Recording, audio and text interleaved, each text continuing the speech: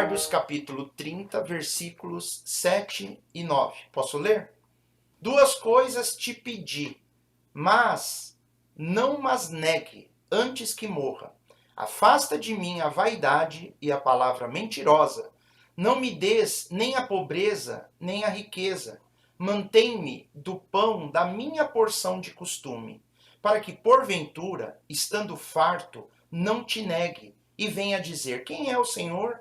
Ou que, empobrecendo, não venha a furtar e tome o nome de Deus em vão.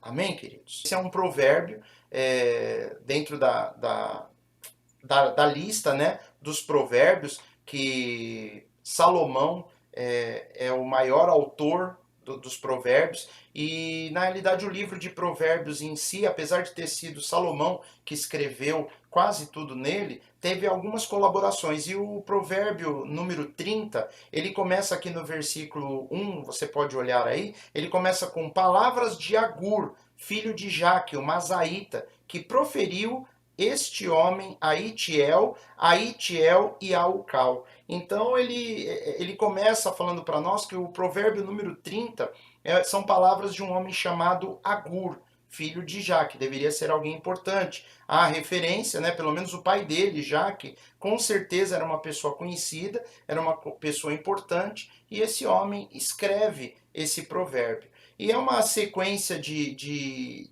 instruções, de coisas que ele vai falando a respeito da vida, a respeito de como se portar, e você vai perceber no capítulo 30 que eles são chamados de provérbios numéricos. Ele vai enumerando duas coisas, três coisas, quatro coisas, é uma forma de ilustrar a forma, é uma forma dele ilustrar aquilo que ele quer exemplificar. Então ele vai numerando, que é o caso aqui do que nós vemos no versículo 7. Ele começa dizendo: duas coisas te pedi. Duas coisas te pedi. E ele está falando para quem isso? Ele está falando para o Senhor. Claro, porque ele termina dizendo, falando a respeito do Senhor. Então ele está falando sobre uma oração. Ele começa aqui no versículo 7 mostrando para nós que ele fez uma oração. Ele fez pedidos a Deus. E nesse caso específico ele fez dois pedidos. Ele começa: duas coisas te pedi. E ele fala: não mas negues. Quer dizer, Senhor, eu te pedi duas coisas,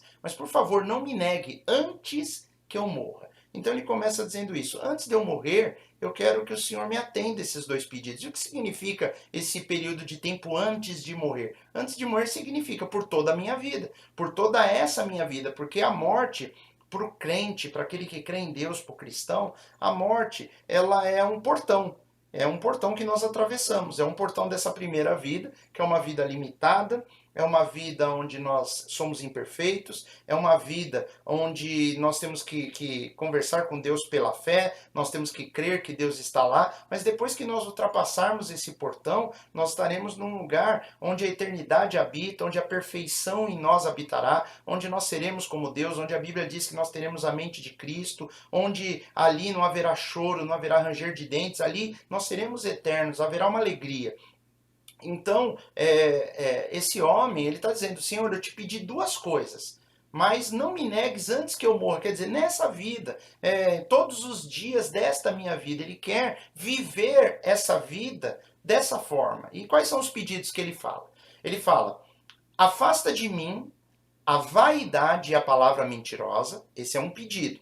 Então ele pede para Deus: Senhor, afasta de mim a vaidade e a palavra mentirosa.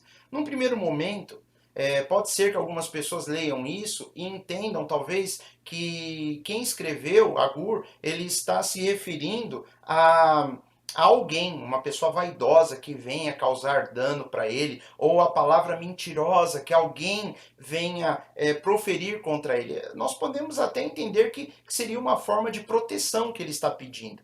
Mas dentro do contexto, ele vai pedir coisas com respeito à forma dele se comportar. Então é uma oração interessante. Ele não está pedindo exatamente para Deus fazer algo na questão, vamos dizer assim, como se Deus fosse fazer algo para ele. Ele quer que Deus faça algo, mas que Deus atenda que ele se comporte de uma maneira específica. Ele está pedindo ajuda para Deus e que Deus faça com que ele venha agir de uma maneira específica. Obviamente, uma maneira que venha agradar a Deus. Então ele fala, afasta de mim a vaidade. Não é a pessoa vaidosa, não é os problemas com pessoas vaidosas. Está falando, afasta de mim a vaidade. É um homem que tem consciência da sua humanidade, como todos nós somos falhos, limitados, e para o ser humano é muito fácil se tornar vaidoso.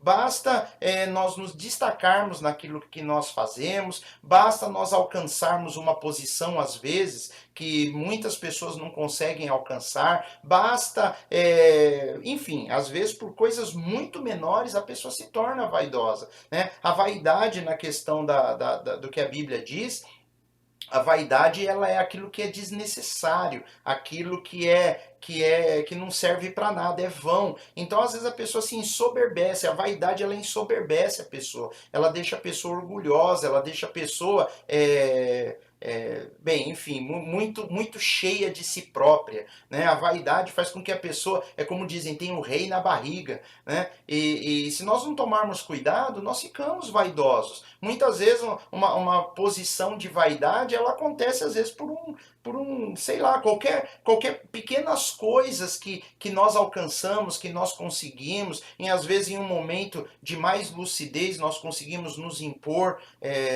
num debate, numa discussão, e às vezes algo talentoso que a pessoa faz, se ela não tomar cuidado, a vaidade não é você ficar feliz com aquilo que você consegue fazer. A vaidade é quando aquilo que talvez seja fato ou não, mas a pessoa ela acha mais de si mesmo do que ela é.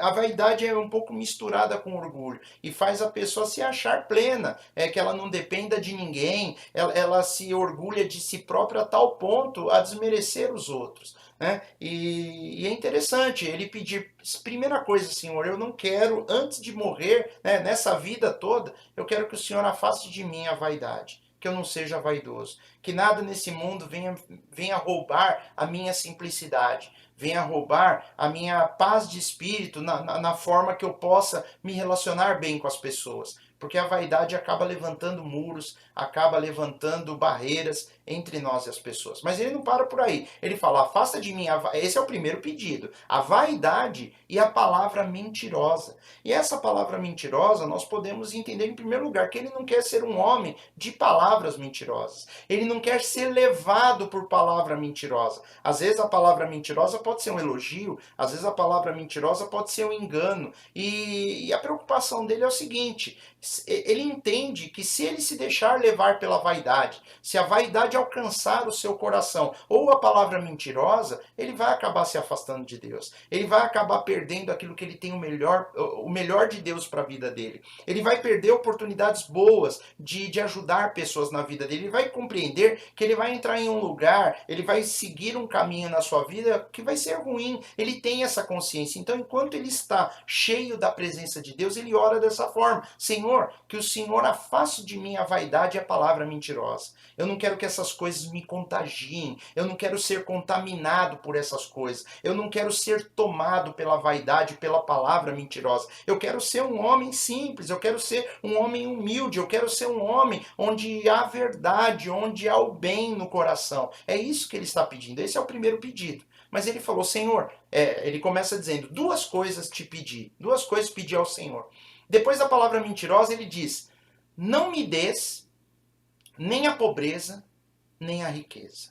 E é muito interessante. Ele vai explicar, mantém-me do pão da minha porção de costume, para que porventura, estando farto, não te negue e venha dizer, quem é o Senhor? Ou me empobrecendo, não venha furtar e tome o nome de Deus em vão. Então ele explica. A primeira parte ele não dá muita ênfase, porque por si só se explica. Essa vaidade que ele não quer se tornar uma pessoa soberba, vaidosa, é fácil de compreendermos. Né? A palavra mentirosa, o próprio Senhor Jesus diz nas Escrituras que o diabo é o pai da mentira e Deus é o Deus da verdade. Jesus diz que quando conheceríamos a verdade, essa verdade nos libertaria. Né? Então, se a verdade nos liberta, a mentira ela nos nos aprisiona. Então ele está querendo, Senhor, me livra da vaidade. Eu não quero jamais na minha vida me tornar vaidoso, deixar que a vaidade complique quem eu sou, ou afete quem eu sou, e nem a palavra mentirosa. Mas aí ele entra num ponto tão importante que ele explica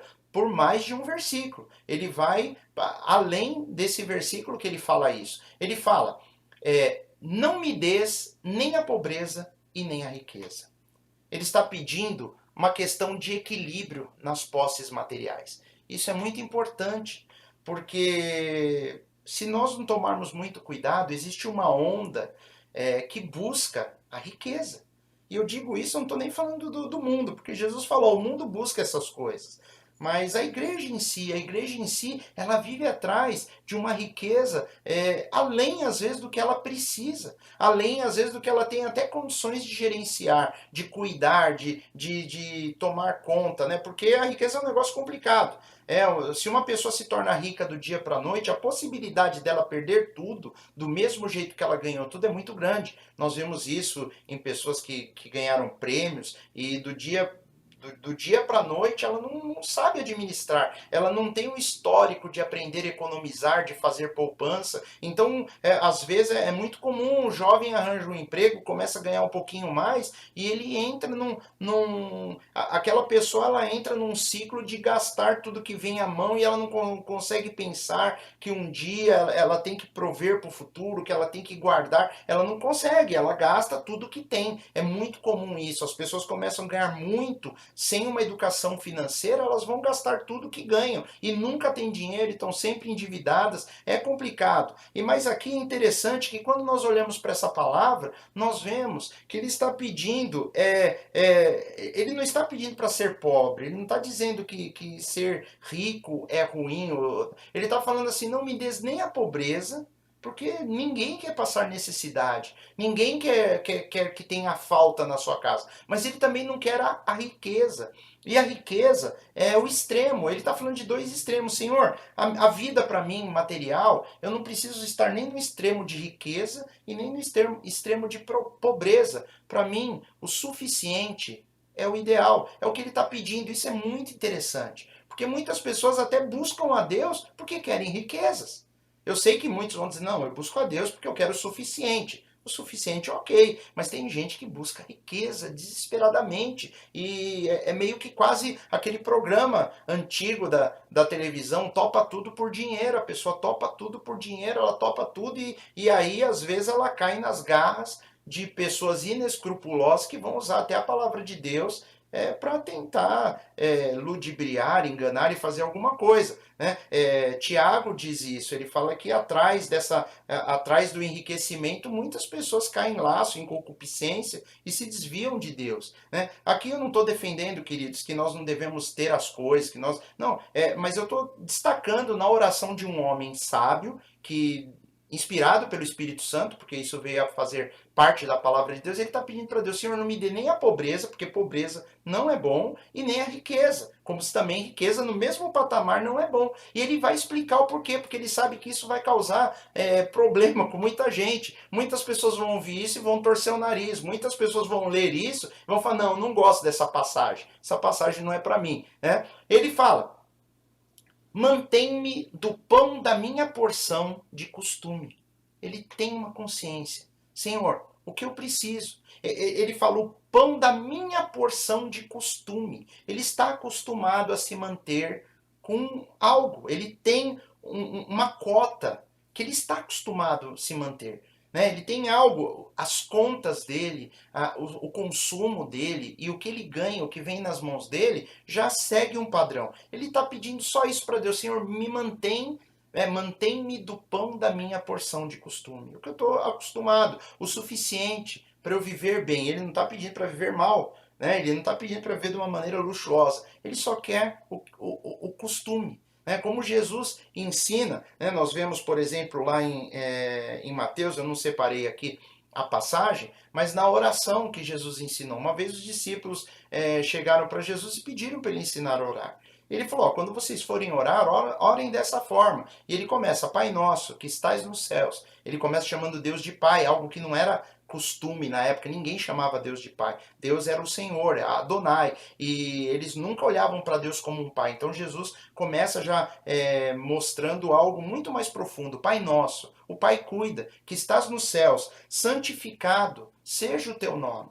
Venha a nós o teu reino, seja feita a tua vontade, assim na terra como nos céus. E aí ele fala, o pão nosso de cada dia, dai-nos hoje. Jesus ensinou isso. Existe um pão nosso de cada dia. Existe uma quantia que nós precisamos para sobreviver um dia. E Jesus falou, ele ensinou isso. Nós temos que aprender a orar, Senhor, me dá o suficiente, me dá o que eu preciso para hoje. E se ele ensinou nós orarmos dessa forma, é porque Deus vai cuidar.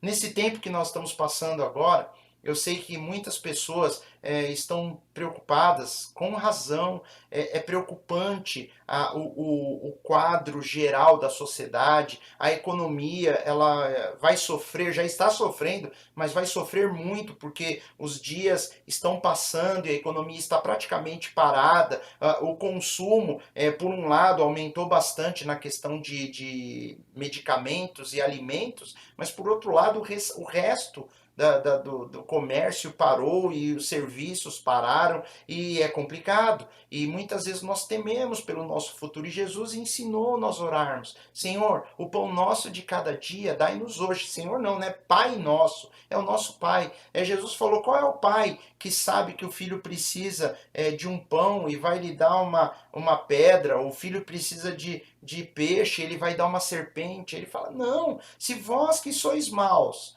né? Ele fala da nossa incapacidade de sermos perfeitos. Ele fala, vocês que são imperfeitos, vocês dão o melhor possível que vocês podem dar para o filho de vocês, quanto mais Deus, que está nos céus e é todo poderoso. Deus é o dono de todas as coisas, do ouro e da prata. Como diz, ele fala, meu é o ouro, minha é a prata. Deus, ele fala, tudo está nas mãos dele. Ele pode nos abençoar, ele é todo poderoso. Não existe impossível para Deus. E nós temos que crer que se nós andamos com o Senhor, se nós amamos ao Senhor, o Senhor está no controle da nossa vida.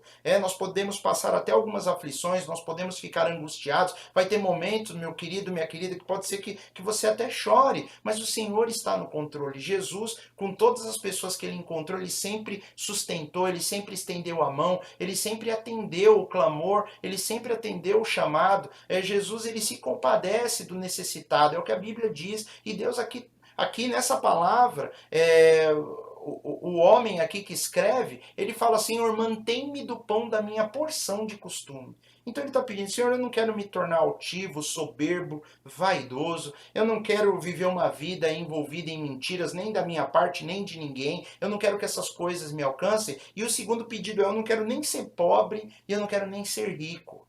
Eu quero ter o pão da minha porção de costume. Se o Senhor me mantiver, me dá o que eu estou acostumado, já está bom, porque uma pessoa que vive o dia a dia dela com o suprimento que vem diretamente de Deus, ela não tem o que temer. Ela se alegra no Senhor todos os dias. Nós temos tempo e liberdade para adorarmos a Deus, para ler a sua palavra, para jejuarmos, para fazermos as coisas. Mas quando as coisas vão mal, a nossa cabeça não consegue descansar. Mesmo confiando em Deus, tem momentos que na carne nós ficamos preocupados, é natural, nós somos humanos. E esse homem, sabendo disso, ele está falando, Senhor, eu não quero que essas coisas tomem meu coração. E ele vai explicar, inclusive, tem pessoa que fala, não, beleza, pedir para não ser pobre, eu até entendo, eu também não quero. Mas, poxa, pedir para não ser rico, qual é a lógica dele? E ele fala, para que, eu vou passar aqui para vocês, ó, para que, porventura, estando farto, quer dizer, ele está falando, eu tenho a consciência de que se eu tiver tudo do bom e do melhor, se eu tiver fartura na minha vida, pode ser que eu venha negar ao Senhor. Se eu tiver fartura, pode ser, então ele fala, eu sei, o ser humano é assim. Muitas pessoas, queridos, muitas pessoas, quando as coisas estão indo bem, muitas vezes elas relaxam espiritualmente. Nós somos assim. Nós relaxamos espiritualmente, nós deixamos de buscar a Deus. A forma que eu orava, eu já não oro mais. Eu tinha feito um propósito de ler a Bíblia todo dia, eu já não leio mais. Por quê? Porque as coisas estão indo bem. Aí basta dar uma pioradinha, basta as coisas começarem a se complicar, nós corremos para Deus. Deus, nós voltamos a orar, nós voltamos a jejuar, nós pedimos oração para os irmãos, nós pensamos, puxa, eu preciso fazer alguma coisa. Basta se levantar um pequeno problema. E às vezes esses pequenos problemas são uma forma de Deus nos lembrar que nós precisamos dele, que nós precisamos ter uma comunhão com ele. Mas ele continua, vamos continuar aqui, ó. Ele continua, nem a pobreza nem a riqueza, mantém-me do pão da minha porção de costume, para que, porventura, estando farto, se eu tiver fartura, eu não venha te negar e venha dizer, quem é o Senhor? É como se ele estivesse dizendo, pode ser, o ser humano é assim. Pode ser que eu comece a ter todas as coisas, daqui a pouco eu falo, não foi Deus não foi Deus, não é Deus que me abençoou. Para quê? Quem é o Senhor? Eu não preciso dele. Então ele está falando, Senhor, eu tenho medo disso. Esse homem está dizendo, Senhor, eu tenho medo de que se o Senhor me der fartura, pode ser. Ele não está falando que isso vai acontecer, mas ele já deve ter visto tantas pessoas terem feito isso, que ele fala, eu não sei. É igual pessoas que às vezes, né, muitas vezes nós andamos por aí, nós vemos na televisão, nós vemos casos às vezes conhecidos na família, de pessoas que se envolveram com vícios, com drogas, e aí você fala assim, eu jamais me envolveria nisso. Né? Mas essas pessoas se envolveram porque em algum momento ela experimentou. E tem gente que fala, não, se eu experimentar não vai acontecer nada comigo. Eu não sei. Eu prefiro não experimentar nunca uma coisa dessa. Eu nem imagino isso. Mas eu não confio, eu não quero nem saber. Para mim, eu vou ter o princípio de que se eu mexer com uma coisa dessa, eu posso ficar viciado. E daqui a pouco eu estou lá também passando todos os problemas que essas pessoas passam. Na realidade, a sabedoria, a força nossa, a força e a sabedoria em Cristo, não é em nós sermos fortes a ponto de resistirmos. É ser como Jó. Deus ele fala sobre Jó, e a qualidade de Jó estava em ele se desviar do mal. Deus fala, observaste o meu servo Jó, homem íntegro, reto, temente a Deus, mas o principal, e que se desvia do mal. Ele se desviava, ele não ia medir forças, ele não se aproximava do mal. Ele não era o cara que fala, não, eu posso ir lá que não vai me acontecer nada. Não, ali tem o mal, eu vou me desviar. E aqui nós vemos aqui nesse provérbio, o jeito que ele coloca para nós, para que porventura, estando farto, não te negue e venha dizer, quem é o Senhor? A preocupação dele é, Senhor, eu sou falho. Eu tenho medo de ter fartura, de ter riqueza e esquecer quem é o Senhor. Nós vemos na história de Israel, reis que num primeiro momento foram colocados ali por Deus. E depois eles esqueceram de fazer a vontade de Deus. Saul foi um caso. Saul foi colocado ali dentro da vontade permissiva do próprio Deus. O povo quis, Deus colocou Saul. E Saul depois ele se desviou. Muitos homens chegam numa posição, muitos líderes, muitos ministros do evangelho entram e Deus coloca ele ali naquele lugar e depois, com o passar do tempo, ele se esquece quem é o Senhor. Muitas pessoas um dia chegaram na presença de Deus com problemas grandes, com necessidades muito grandes, com um vazio na alma, no coração, e ali Deus foi bom, Deus cuidou e derramou bênção sobre a vida da pessoa e tratou e curou e deu tudo o que ela queria, e depois a tendência é a pessoa ir se esfriando, esquecendo, até um ponto que depois ela fala, não preciso disso não, aquilo ali foi uma ilusão, foi um tempo perdido.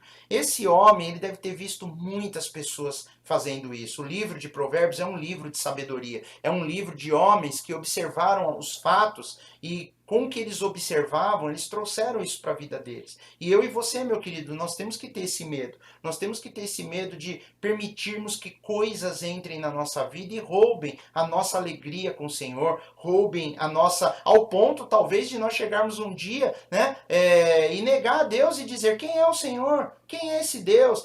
Esse Deus não é nada. A preocupação desse homem, Senhor, eu não quero ser rico, porque pode ser que lá na minha fartura eu vou me esquecer do Senhor. É interessante que nós vemos Moisés falando disso para a nação de Israel lá em Deuteronômio capítulo 8. Deus ele fala para eles que um dia que eles entrassem na terra de Canaã, eles iam comer, eles iam produzir, eles iam se fartar e iam esquecer do Deus que tirou eles do Egito, que libertou. É um discurso longo, por isso que eu nem vou pôr aqui para vocês. Mas vocês podem ler lá em Deuteronômio capítulo 8, Deus falando disso. E verdadeiramente, Israel depois que entrou em Canaã, depois que eles conquistaram a terra, depois que eles começaram a viver do melhor daquela terra, eles se esqueceram de Deus, eles se desviaram do Senhor, eles foram atrás de outros deuses, eles fizeram alianças com nações inimigas, e ali eles perderam o melhor do Senhor, eles perderam.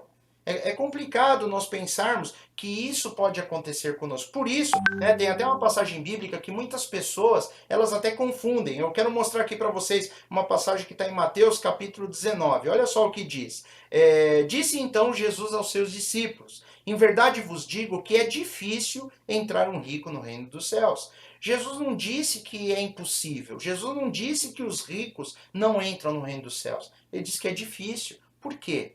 Porque o rico, a pessoa que não falta nada, ela corre o risco de entrar nesse processo de vaidade, a fartura faz com que ela não tenha problema nenhum, eu já não oro mais, eu já não busco mais, e acabamos virando as costas para Deus. Muitas pessoas confundem até esse versículo, dizendo que Jesus disse que os ricos não entrariam. Não foi isso que ele disse, ele falou, é difícil. É difícil. E ali ele falou em cima de um caso, que era um rapaz, que ele conversando com o rapaz queria ser discípulo, e para ser discípulo de Jesus não deveria levar nada consigo, e o rapaz, Jesus disse para ele vender tudo que tinha, dar aos pobres, porque era uma obra sem volta, era um caminho sem volta, e o rapaz fica triste e ele não quer fazer. Nós temos que olhar para essas coisas. Jesus ensinou no Pai Nosso, nós pedirmos aquilo que verdadeiramente é o necessário.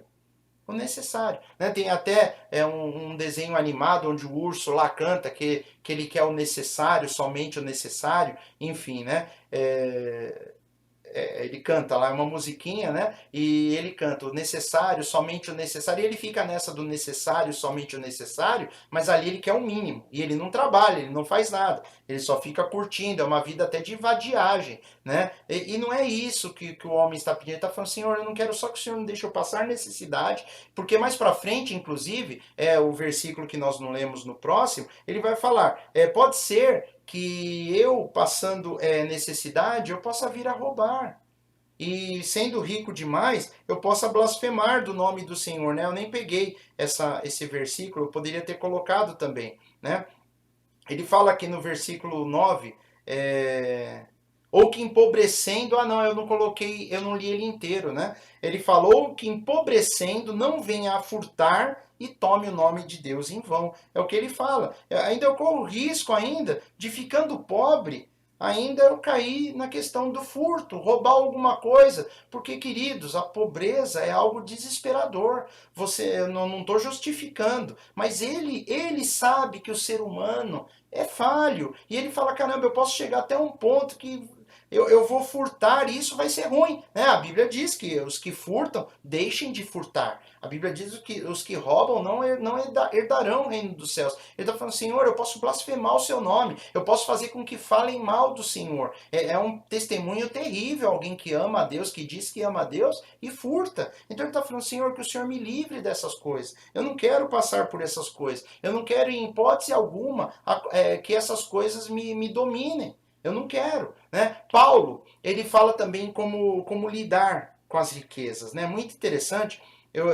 Paulo, ele fala sobre esse equilíbrio. E ele fala, inclusive, Paulo dá um testemunho dos dois extremos, que ele esteve nos dois extremos. Paulo experimentou uma falta completa de bens, teve ponto que ele passou fome, ele passou nudez, ele não tinha roupa, não tinha comida, né, pregando o evangelho, e ele veio de uma situação muito boa. Olha o que ele diz aqui em Filipenses, capítulo 4, versículo 12. Ele fala, sei estar abatido, e sei também ter abundância. Ele sabe estar abatido, sabe ficar sem nada, ele passou por isso e sabe ter abundância. Em toda maneira, e em todas as coisas estou instruído. Eu aprendi a lidar com muito, aprendi a lidar com nada.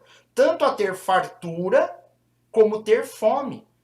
Tanto a ter abundância, como a padecer necessidade. Paulo está falando, eu passei por isso. Isso que está escrito em Provérbios, Paulo experimentou de perto. E ele falou, eu fui instruído nisso, eu sei o que é essas coisas. Paulo, ele fala, eu sei o que é ter fartura e eu sei o que não é. E, obviamente, essas coisas, elas não contaminaram o coração de Paulo, né? Graças a Deus. Olha o que diz o Salmo 62, versículo 10. Não confiais na opressão, nem vos ensoberbeçais na rapina. Rapina é você roubar as coisas, né?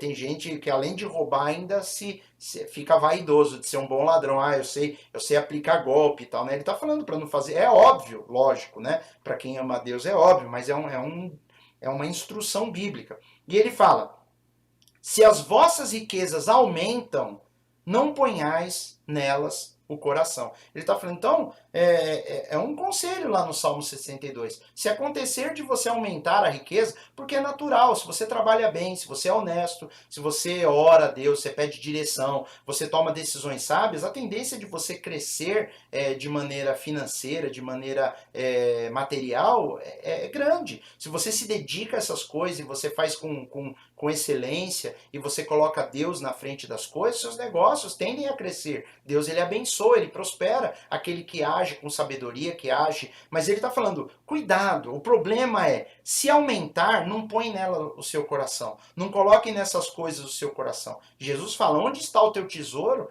Onde estiver o seu tesouro, ali está o seu coração.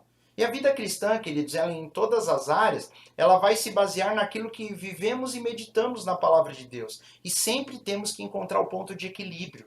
Existe um equilíbrio em tudo que Deus diz para nós. Nós temos que achar o equilíbrio. Não ir nem para um extremo e nem para outro, nem para a pobreza e nem para a riqueza, mas tendo o suficiente, tendo aquilo que nós precisamos. É o que Jesus diz. Olhai os lírios do campo, eles não fiam, não cozem, né? Se referindo a costurar, a fazer tecido, ele fala, e nem Salomão, em toda a sua majestade, um rei, se vestiu como eles. E o Senhor Deus veste a erva do campo, que depois amanhã vai ser lançada no fogo.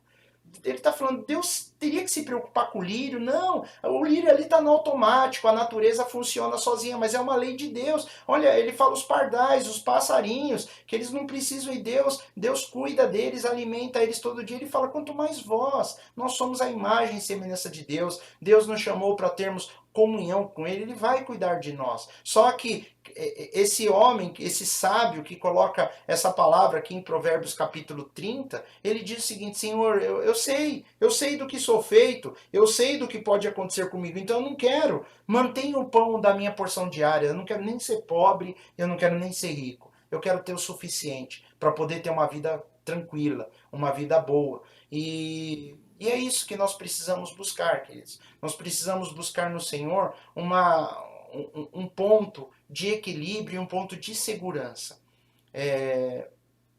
Nós sempre estamos conversando com as pessoas e nós sabemos o quanto é difícil nós mantermos a confiança em tempos de incerteza.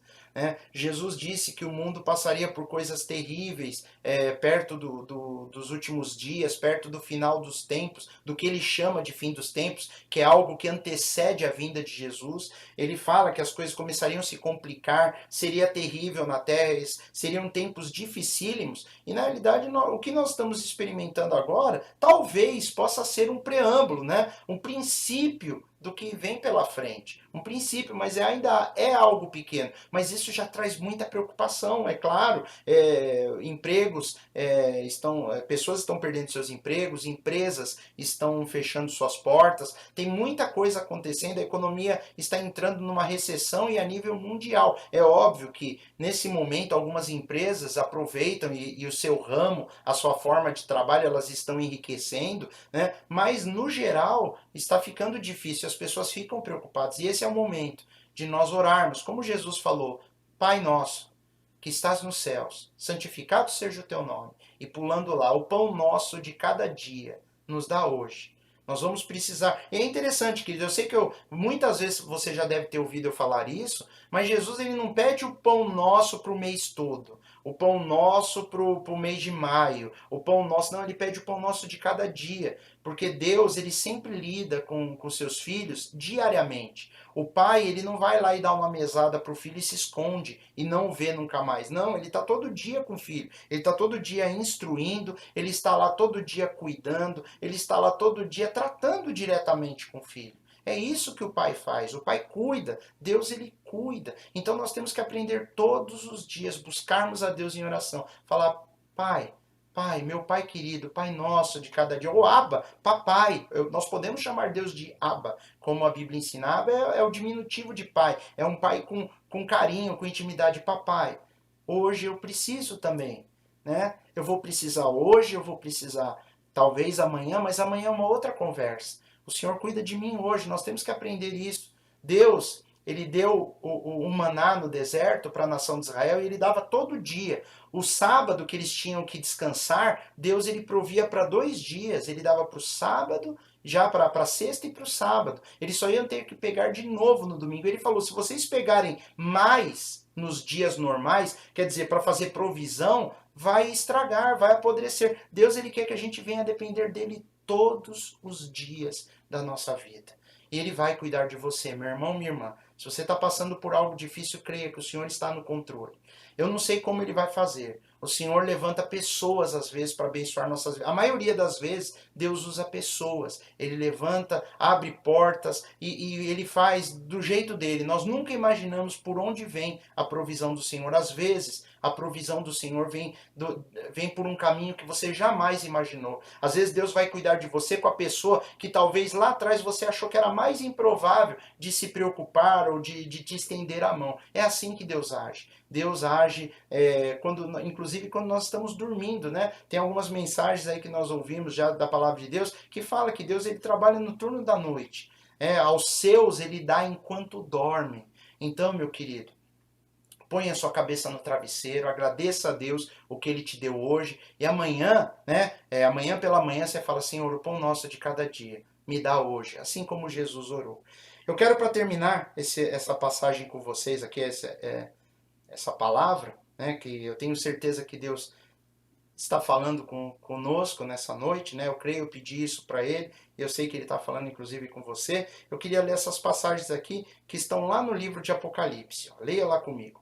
Em Apocalipse capítulo 5, versículo 8, ele fala: e havendo tomado o livro, os 4 animais e os 24 anciãos prostraram-se diante do Cordeiro. Então, o João, o apóstolo, ele teve uma visão, né, lá no livro de Apocalipse. Ele teve um arrebatamento de sentidos, ele foi arrebatado, e ele vendo as coisas que vão acontecer, ele vê que quando o Cordeiro toma o livro, um livro selado, ele pega na mão os 4 animais que estão ao redor do trono, que a Bíblia chama de querubins, e os 24 anciãos, que são homens que estavam ali sentados em 24 tronos, eles se prostram diante de Jesus. Eles vão ali, se prostram diante dele no chão, lançam suas coroas, mas olha o que ele fala: tendo todos eles harpas e salvas de ouro cheias de incenso, que são as orações dos santos. As orações dos santos, daqueles que creem, do povo de Deus, aquele que crê que o Senhor cuida. As orações, elas estão dentro de salvas de ouro. Elas estão ali guardadas, elas ficam diante de Deus. E esses anciãos, eles têm essas orações diante de Deus. Nós temos que aprender, queridos. Nós temos que crer no poder da oração. Jesus ensinou que nós orássemos. E eu não quero parar por aí. Lá em Apocalipse capítulo 8, versículo 3 e 4, ele fala: e veio outro anjo e pôs-se junto ao altar, tendo incensário de ouro, e foi-lhe dado muito incenso, para o pôr com as orações de todos os santos sobre o altar de ouro. As orações são colocadas junto com incenso, oferecidas a Deus. De novo, as nossas orações estão lá diante do Senhor. E a fumaça do incenso subiu com as orações dos santos, desde a mão do anjo até diante de Deus. Nós temos que entender, queridos, que a nossa oração, ela muito pode em seus efeitos. É o que diz as Escrituras. Meu irmão, você tem que aprender a orar mais. Eu tenho que aprender a orar mais. Nós temos que orar mais. A igreja de Cristo tem que orar mais. Nós temos que orar, buscar a Deus, pedir para Ele: Senhor, o pão nosso de cada dia nos dá hoje, Senhor. Ah, Deus, toca a minha vida. Não permita, Senhor, que essas coisas que têm acontecido venham tocar a minha vida. Me mantém, Pai.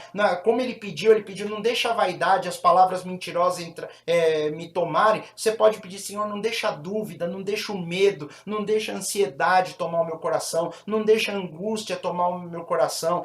A Bíblia diz que o choro, ele pode durar uma noite, mas a alegria, ela vem quando amanhece, quando o dia raia. A alegria, ela vem. Ele está falando: nós podemos passar por uma situação difícil, perigosa, tensa, mas Deus está no controle. Se você ama o Senhor, você pode crer que esse Deus vai cuidar de você, porque Ele é um Deus bom, Ele é um Deus que supre as nossas necessidades, Ele é um Deus que dá o suficiente. Eu tenho certeza, meu irmão, que muitos de vocês têm experimentado a mão do Senhor nesses dias, vocês têm visto como Deus é bom, como Ele nos livra, como Ele traz coisas, às vezes, no momento em que você acha que não vai ter solução, Deus entra com a solução. E é isso, queridos, é isso. Jesus, Ele nos ensinou a orarmos, a buscarmos a Deus. Ele fala, nos livra do mal.